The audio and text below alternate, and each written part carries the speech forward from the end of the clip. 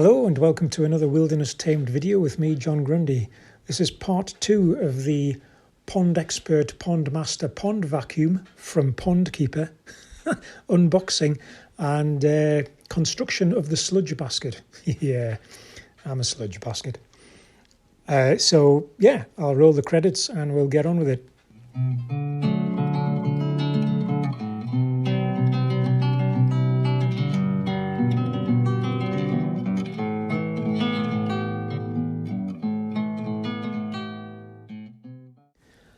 So these are all the parts of the sludge basket.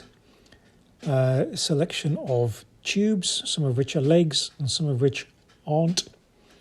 There's the inner net that's supposed to catch all the larger debris, the leaves and things. Then the outer basket itself with the escape nozzle and the pipe.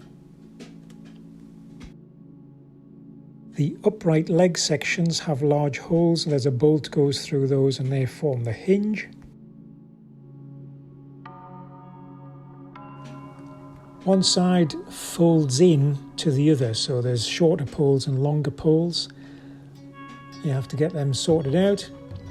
And then there's these little plastic corner pieces that they all clip into, and they also have little holes for tiny screws to go in at the ends of the pipes and the corner pieces. So you just clip these all in together to make up your frames. But don't insert the top pole. Just do the base and the two uprights first. This will be explained later.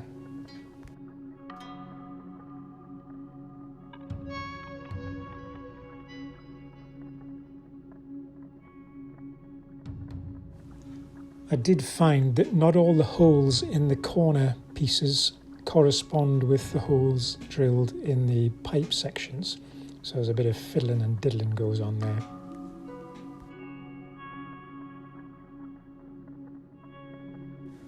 You'll notice I'm putting all this together over the bag because I'm working on the timber decking. I didn't want to drop any of the particularly tiny screws down between the deck and never find them again.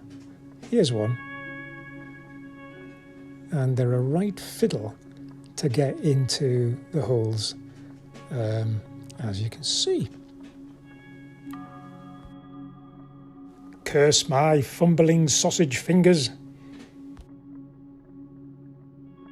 Okay, I'm clearly going to need more than 14 pairs of hands to put this together. Employing the patience of a saint and a very, very, very tiny screwdriver, you can eventually get all these put together. The fact that the holes don't sometimes correspond doesn't really matter because the plastic is so soft you can just screw into any part of it.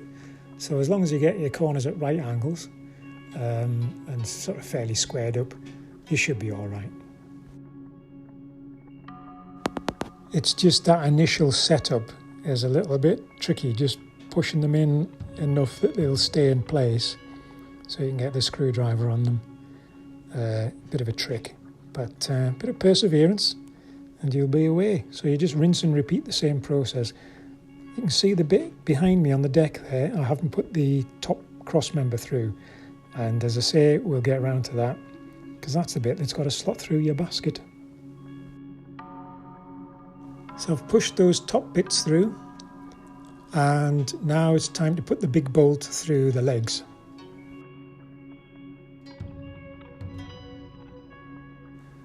Like most things, easier said than done. There's a washer involved at some point and a bolt on the other side. And as long as you get it fairly secure, it will collapse in a hideous heap. Oh.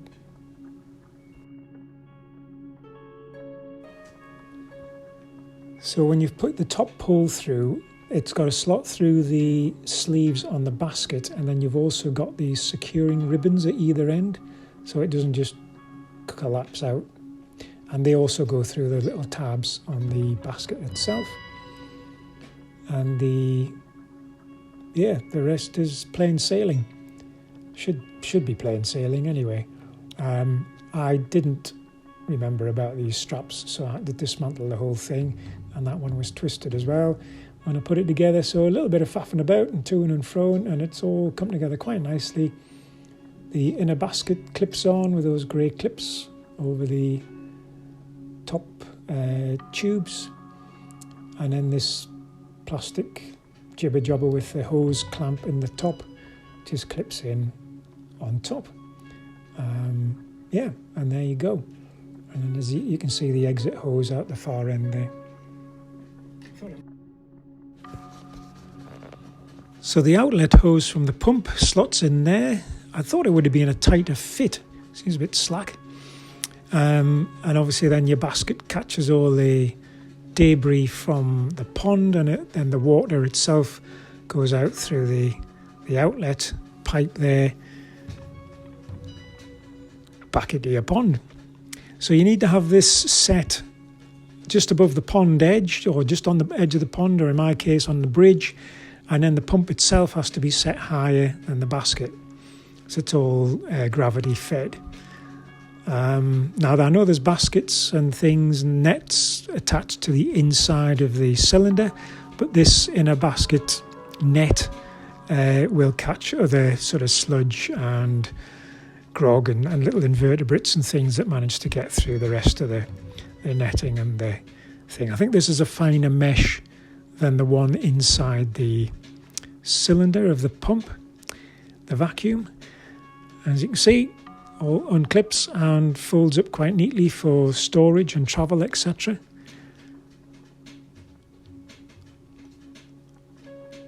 As I say, just got to remember this is gravity fed, so that needs to be set on the pond edge, and the cylinder, the vacuum, needs to be set higher than that. The water from the outlet hose isn't forced out, it's just a gravity fed thing. So yeah, there's a little bit of height adjustment. So I set mine on top of a little sort of step up thing, but you could use a garden table or a chair or a bench or something like that.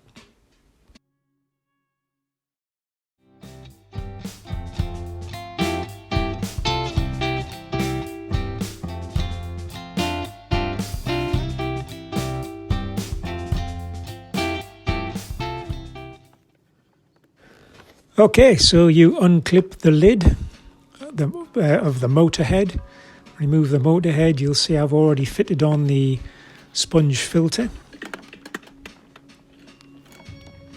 And the hoses, this is the outlet hose, they all fit neatly inside. It's a bit like wrestling a python to get them in, but they do fit. So it has the screw fit and the one-way outlet valve. So at the bottom of the vacuum there's an exterior cap, so you unscrew that, screw your outlet hose tight in place. You want it nice and tight because you don't want sludge and all the mess from the pond spilling out over your garden. So yeah, have the vacuum mounted higher than the sludge basket and higher than the pond. And then this net, I shall show you later, remove the intake hose. There's another net bag in there which in the instructions suggests you clip to the inside of the vacuum, but the actual clip doesn't fit around that outlet nozzle there. So we'll just chuck that out of the way. And the large mesh net clips into it. Oh yeah, it's the intake nozzle, not the outtake nozzle. That's what we've just attached the outlet hose to. Replace the motor head, secure the clips, and make sure that the intake nozzle is above the blower nozzle and at the opposite side to the outlet hose. Now if I just move out of the way, I can show you what I'm doing. So there's a little tab on the hose. You insert and twist, and that locks it in place.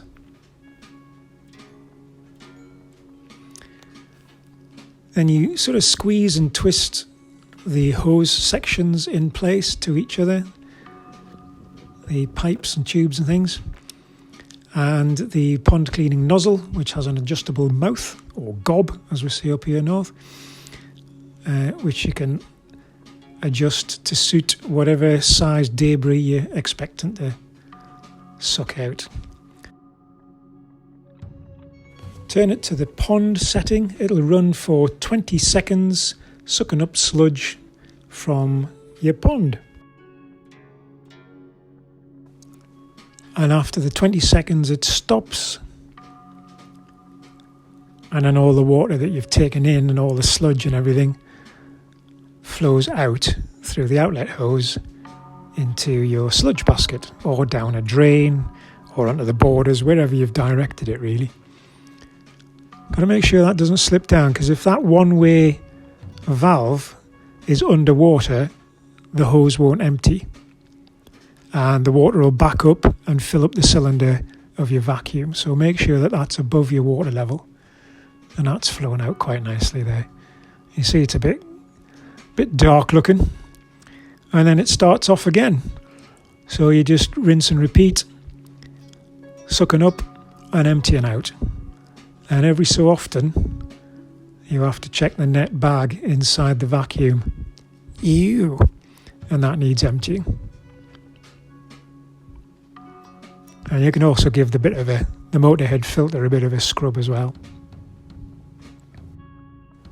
And any excess water escapes from the sludge basket out of the pipe back into your pond.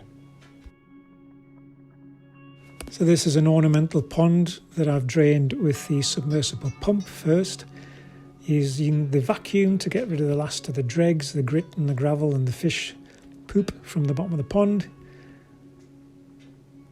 There's that on pond setting, and then the outlet hose I've diverted into the manhole cover, which I've removed. So it's pretty much water with some fine grit, and nothing from the pond is going to be as big as what goes down from the toilet. This is another pond which I haven't bothered to drain. I'm just using the vacuum to get some silt and fish muck off the bottom. There's only a couple of fish in this one. And you can see it's coming through a little bit dark there. Not as bad as it was at the start of the job. It was pretty much black. But yeah, seems to be flowing pretty well there.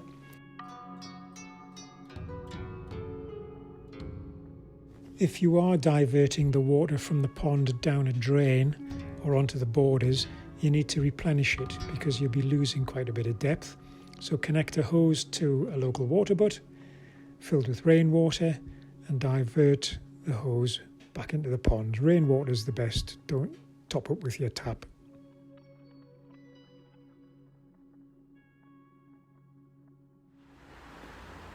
Thanks for watching, hope you enjoyed that. Click subscribe and the bell icon and you'll know when the next one happens, and I shall see you there.